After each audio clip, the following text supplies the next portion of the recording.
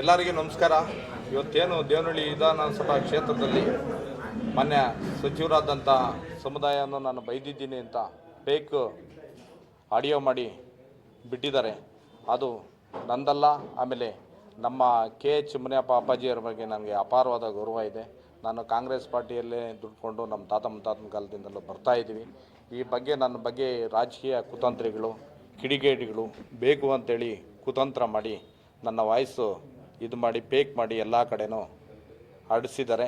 ಹಾಗೂ ಬಂದುಬಿಟ್ಟು ಮುಂದಿನ ದಿನಗಳಲ್ಲಿ ನಮ್ಮ KH ಮುನಿಯಪ್ಪ ಸಾಹೇಬರು ಏನಿದ್ದಾರೆ ನನ್ನ ಬಗ್ಗೆ ತಪ್ಪಾಗಿ ತಿಳ್ಕೊಂಡಿದ್ದಾರೆ. ದಯವಿಟ್ಟು ನನ್ನ ಕ್ಷಮಿಸಬೇಕು. ನಾನು ಯಾವುದೇ ಆ ಥರ ಆಡಿಯೋ ಆಗಲಿ ಯಾವುದೇ ರೀತಿ ನಾನು ಎಲ್ಲನೂ ಮಾತಾಡಲೂ ಇಲ್ಲ.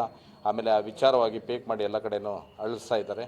ಹಾಗೂ ಬಂದುಬಿಟ್ಟು ರಾಜಕೀಯ ಜೀವನದಲ್ಲಿ ನಾನು ಜಿಲ್ಲಾ ಪಂಚಾಯಿತಿ ಆಕಾಂಕ್ಷಿ ಅಂತೇಳಿ ನಾನು ಮಾಧ್ಯಮ ವರ್ಗದಲ್ಲಿ ಕೆಲವೊಂದು ಸಾಮಾಜಿಕ ಸೇವೆಯಲ್ಲಿ ತೊಡಸ್ಕೊಂಡಿದ್ದೆ.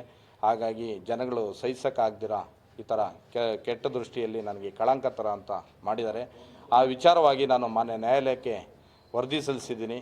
ಅದಕ್ಕೆ ಸಂಬಂಧಪಟ್ಟಂಗೆ ತಡೆಯಾಜ್ಞೆಯೂ ಸಹ ಸಿಕ್ಕಿರುತ್ತೆ. ಮುಂದಿನ ದಿನಗಳಲ್ಲಿ ಯಾರೋ ನಮ್ಮ ತುಂಬ ಬೇಕಾದರೂ ನಮ್ಮೂರಿನ ಒಬ್ಬ ಕಿಡಿಗೇಡಿ ಈ ಥರ ಮಾಡಿದ್ದಾರೆ ಅಂತ ನಮ್ಮ ಗಮನಕ್ಕೆ ಬಂದಿದೆ. ಅವ್ರನ್ನೂ ಸಹ ಕೋರ್ಟಲ್ಲಿ ಪಾರ್ಟಿ ಮಾಡಿದ್ದೀನಿ.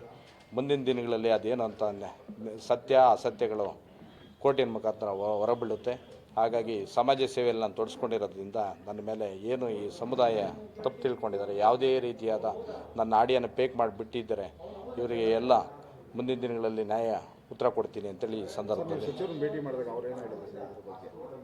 ಸರ್ ಸಚಿವರು ಸಾಹೇಬ್ರನ್ನ ನಾನು ಭೇಟಿಯಾಗಿ ಈ ಥರ ಆಗಿದೆ ಅಂತ ನಾನು ನೋವು ವ್ಯಕ್ತಪಡಿಸಿದ್ದೀನಿ, ಹೇಳ್ಬಿಟ್ಟು ಬಂದಿದ್ದೀನಿ. ಅದಕ್ಕೆ ಸಾಹೇಬರು ಏನು ಅಂತ ಉತ್ತರ ಕೊಡ್ತಾರೆ. ಸರ್ ಅದು ಯಾರು ಸರ್ ಆ ಹೆಸರುಗಳು ಗೊತ್ತಿಲ್ಲ ನನಗೆ, ಆ ಆಡಿಯೋನೂ ಗೊತ್ತಿಲ್ಲ, ದಿನಾಂಕ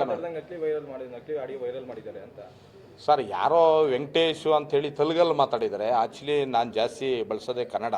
ಆ ತೆಲುಗಲ್ಲಿ ಏನು ಮಾತಾಡಿದ್ದಾರೆ ನನಗೂ ಅದು ಸ್ವಲ್ಪ ಅರ್ಥ ಆಗಿಲ್ಲ, ಏನು ಅಂತಲೇ ಗೊತ್ತಿಲ್ಲ. ಬಟ್ ವಾಯ್ಸ್ ನಂದು ಅಂತೇಳಿ ಎಲ್ಲ ಕಡೆ ಅಪಪ್ರಚಾರ ಆಗ್ತಾ ಇರೋದು ಗೊತ್ತಾಗಿದೆ. ಆಮೇಲೆ ಅದರಲ್ಲಿ ನಾನು ಎಲ್ಲ ಕೋರ್ಟ್ಗೆ ಸಲ್ಲಿಸಿದಾಗ ಕಂಡು ಬಂದಿದ್ದೇನೆ ಅಂದರೆ KH ಮುನಿಯಪ್ಪ ಅಂತ ಏನೋ ಇದೆ, ಅದ್ರ ಬಗ್ಗೆ ಏನೋ ಸಮುದಾಯದಲ್ಲಿ ಬೈದಿದ್ದೀನಿ ಅಂತ ನನ್ನ ಅಪಾರ ತಪ್ಪು ತಿಳ್ಕೊಂಡು ಎಲ್ಲ ಕಡೆ ಅದು ಆಡಿಯೋ ಹೋಗ್ತಾ ಇದೆ.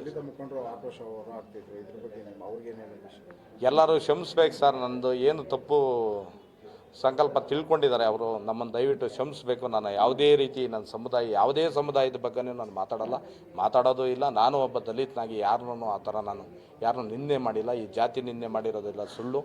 ಇದನ್ನ ಎಲ್ಲರೂ ತಿಳ್ಕೊಳ್ಬೇಕು ಈ ಸಂದರ್ಭದಲ್ಲಿ ಅಂತ ಹೇಳ್ತೀನಿ ಸರ್. ಇವತ್ತು ನನಗೆ ಆಗಿರತಕ್ಕಂಥ ಕಷ್ಟ ನೋವು ಇದೆಲ್ಲ ಮುಂದಿನ ದಿನಗಳಲ್ಲಿ ತಿಳ್ಕೊಂಡಿರೋರಿಗೂ ಆಗ್ಬೋದು. ಅದಕ್ಕೆ ಕಾದು ನೋಡಬೇಕು. ಇವತ್ತು ಯಾರ್ದು ಆಡಿಯೋ ಏನು ಅನ್ನೋದನ್ನ ಜನಗಳೂ ಸ್ವಲ್ಪ ಆಲೋಚನೆ ಮಾಡಬೇಕು. ಇದು ಪ್ರಜಾಪ್ರಭುತ್ವದಲ್ಲಿ ಈ ಥರ ಎಲ್ಲ ಆಗ್ತಾ ಇರ್ತದೆ. ಅದೆಲ್ಲ ನಿಮ್ಮ ಮಾಧ್ಯಮ ವರ್ಗದವ್ರಿಗೂ ಗೊತ್ತು. ಸ್ವಲ್ಪ ಅದನ್ನ ಮುಂದಿನ ದಿನಗಳಲ್ಲಿ ನ್ಯಾಯಾಲಯ ಉತ್ತರ ಕೊಡುತ್ತೆ ಸರ್. ಅದಕ್ಕೆ ಕಾದು ನೋಡ್ತೀವಿ.